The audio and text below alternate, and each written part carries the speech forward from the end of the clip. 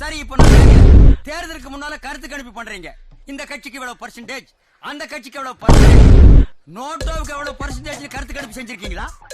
ஒரு பள்ளிக்கூடத்துல குழந்தை ஹோம்வொர்க் பண்ணிட்டு போகலன்னா வாத்தியார் வெளியே நிக்க வச்சு தண்டனை கொடுக்கறாரு. சாதாரணமா டிக்கெட் எடுக்காம பஸ்ல தூங்கிட்டா 15 டிக்கெட்ட மொத்தமா கிழிச்சு கண்டக்டர் நம்ம கையில வச்சிடறான். ஏன்னா 5 ரூபாய கவர்மெண்ட் நான் ஏமாத்துறதுக்கு தண்டனை.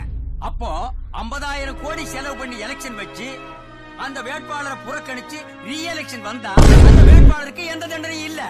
மக்கள் பணம்ங்கிறதுனால தானே கண்டவன்லாம் எலெக்ஷன்ல நிக்கிறான். இப்படி ஒரு சட்டத்தை போட்டா பொழுதுபோக்கு நிக்கிறவன் இருந்து பொழுது நிக்கிறவன் வரைக்கும் பயப்படுவான்ல. அப்ப சுயேட்சைகளையும் சின்ன கட்சிகளையும் என்ன சார் பண்றது? சந்தில 4 பேர் பொந்தில் 4 பேர் கட்சி ஆரம்பிப்பான். அவனுக்கு நீங்க அங்கீகாரம் கொடுப்பீங்க. அதை வச்சுட்டு பொட்டி கடை வச்சிருக்கிறவன்லாம் காலேஜ் நடத்துவான். தீப்பெட்டி மாதிரி ஒன்ன வச்சுட்டு ஆஸ்பத்திரியுமா.